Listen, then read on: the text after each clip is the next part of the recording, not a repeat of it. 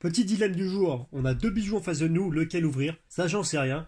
Mais heureusement pour nous, l'homme a créé pile ou face. Pile, on s'ouvre Luffy, face, on s'ouvre Goku. Allez, c'est parti. Face, du coup, on s'ouvre la DBZ. Salut à tous, bienvenue sur Geeko World. Aujourd'hui, on s'ouvre la figurine 50e anniversaire du Jump spécial Goku. Qui dit figurine anniversaire, dit figurine de dingue généralement. Pas toujours, malheureusement, c'est pas une généralité. Et bien souvent, on a des produits assez d'exception. Et celle-ci, les amis, elle a l'air d'envoyer du lourd. Déjà par son design et en plus par son style vraiment années 90. Et d'ailleurs, on va arrêter de discuter puis on va regarder tout de suite ce que ça donne. Je pense déjà qu'on va s'attarder pas mal sur la boîte. Le design est vraiment superbe. Donc ça reprend une illustration du Jump que Akira Toriyama avait réalisé à l'époque. Si j'ai pas la flemme, j'essaierai à peu près de vous mettre l'illustration juste à gauche ou à droite suivant la place. Et d'ailleurs, en fond, ça reprend des planches publiées dans le chapitre concerné par ce numéro. Donc devant on a le logo du Weekly Shonen Jump, ici on a la mention 50e anniversaire, ici on a la figurine de Goku, en fond on a des planches du manga Dragon Ball, que je l'avais déjà évoqué juste avant. Sur le côté toujours la mention 50e anniversaire, un autre aperçu de cette magnifique figurine de Goku, toujours le logo du Weekly Shonen Jump. Au dos pas mal d'informations assez sympas, donc premièrement on a la fameuse couverture où on retrouve l'illustration qui a inspiré cette figurine. Je crois que c'est peut-être une des plus belles boîtes de figurines qu'on a eu de la part de Ban Presto. Elle envoie vraiment du lourd. Sur le côté, un autre aperçu de la figurine de Goku, la mention encore 50 ans du Jump, d'autres extraits des planches du manga Dragon Ball, donc pendant la période Frieza, donc on le voit Goku face à Frieza, ce qui est plutôt pas mal. Et au-dessus, c'est vraiment simple et efficace et j'adore tout simplement. On a l'illustration de Goku quand il se transforme pour la première fois en Super Saiyan. Et pour une fois, on n'a pas le sticker doré de la Toei Animation, et tout simplement le petit logo de Shueisha, qui est l'éditeur du manga Dragon Ball. J'ai essayé de pas défoncer la boîte pour pouvoir la garder, parce qu'elle est vraiment chouette. Hop, on retire les rabats, et place à l'ouverture. Alors, putain, comment c'est fixé? Je crois qu'ils ont vraiment peur quand on vole la figurine, sans déconner. Elle est hyper bien rangée. Hop, hop, voilà.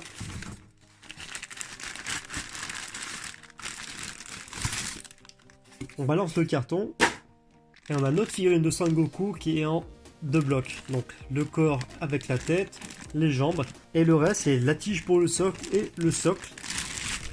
Ce qui est dommage d'ailleurs c'est qu'il a l'air assez banal. Ils auraient pu en profiter pour mettre la mention Jump 50 ans, je sais pas. Un truc un peu plus festif qu'un putain de socle à la con comme on a sur toutes les figurines. On va tout de suite mettre les jambes dans le socle. Hop, ça c'est fait. On va emboîter ça. Et si vous êtes prêts, sérieusement quoi, putain, elle défonce. Déjà la taille est vraiment sympa, bon c'est ce qu'on a avec les PWFC ou les autres figurines de chez Ban Presto, mais le visage, elle envoie sérieusement. Bon, on va analyser ça quand même.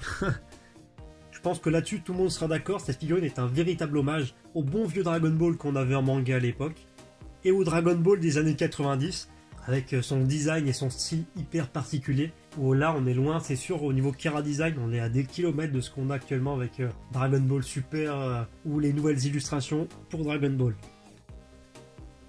Alors à première vue comme ça, il n'y a pas l'air d'avoir de dégradé au niveau des couleurs de la figurine, que ce soit au niveau de la veste, des serre-poignets, du pantalon ou des bottes, et même des cheveux. C'est assez simple par la colorisation, et pourtant ça choque pas. Là où d'habitude ça donne un effet très plastique, là c'est vraiment efficace je trouve. Et pour moi le gros plus c'est les cheveux, à savoir d'une seule teinte, une seule colorisation de jaune, un jaune un peu pâle, pas très foncé. Dans mon esprit les cheveux d'un Super Saiyan ont toujours été de cette couleur et je trouve ça juste beau. Donc en termes de colorisation, déjà on va passer ça à la trappe parce qu'il n'y a rien de bien exceptionnel. On va s'arrêter plus sur le sculpte de cette figurine qui je trouve un véritable hommage au manga Dragon Ball et à la saga Freezer.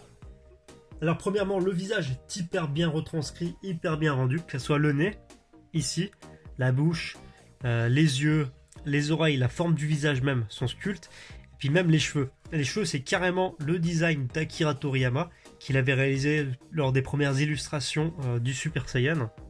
Et ça envoie vraiment. J'adore ses cheveux avec ce style vraiment très 90. Ensuite, on a le Goku musclé de l'époque. Donc ici, on a des bras vraiment balèzes. Pour ce personnage de Goku, on a les pecs. Juste ici, on a des égratignures dans tous les sens.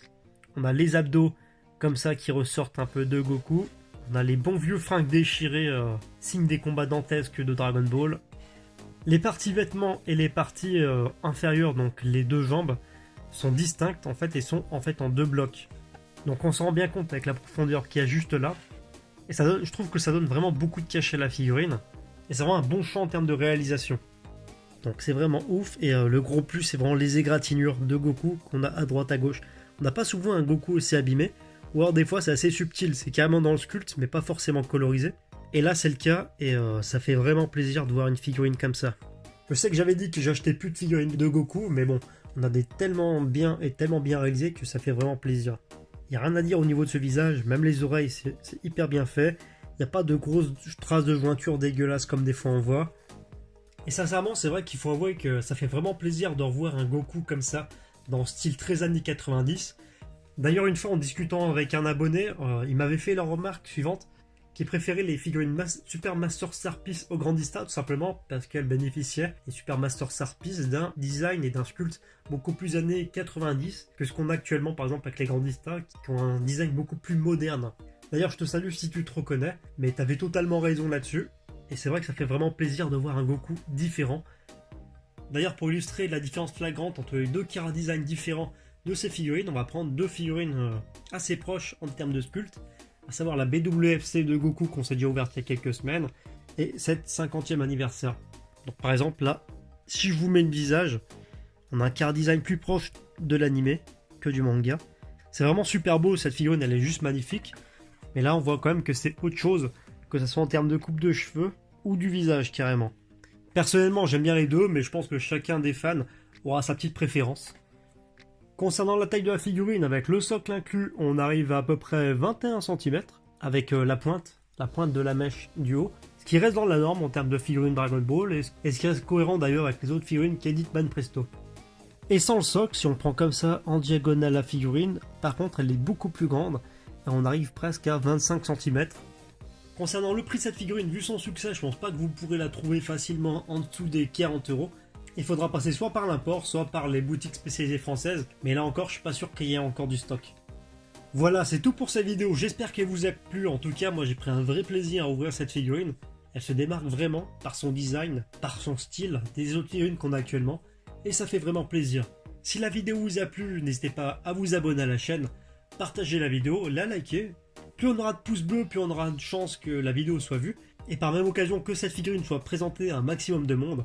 N'hésitez pas éventuellement aussi à me rejoindre sur les réseaux sociaux, donc Facebook et Twitter. Et sur ce, vous l'avez compris, normalement on se retrouve la prochaine fois pour l'ouverture de la figurine 50e anniversaire de Monkey D. Luffy.